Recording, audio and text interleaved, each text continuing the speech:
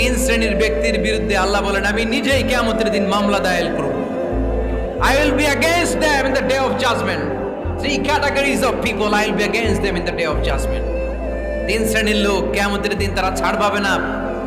আল্লাহ বলেন আমি নিজেই তাদের বিরুদ্ধে মামলা দায়ের করব। এর মধ্যে এক শ্রেণীর লোক হচ্ছে রাজুলুন ইস্তাআজারা জিরান ফাস্তাউফা মিনহু ওয়া লাম ইউতি আজরা। একজন শ্রমিক ভাড়া করে তার কাছ থেকে কাজ নিয়েছে কিন্তু তার পারিশ্রমিক আদায় করে নাই। এরকম আছে না নাই? দাপট দেখায় ইউনিভার্সিটির ক্যান্টিনগুলোতে। ইউনিভার্সিটির ক্যান্টিনে যে খায় মাগার বিল দেয় না, এরকম ডাকাইত আছে না নাই? চায়ের দোকানে চা খায় পরে দিমু বিল দেয় না, আছে না নাই? দোকানে যে পণ্য কিনে বিল দেয় না, পরে দিমু, আছে না নাই? কিয়ামতের দিন আল্লাহ তোরে মাস্তানি ছুটাবে, চিল্লা এখন ঠিক কিনা? আনা খাসমুহুম, আমি নিজেই তাদের বিরুদ্ধে মামলা দায়ের করব। কথাটা কার? এজন্য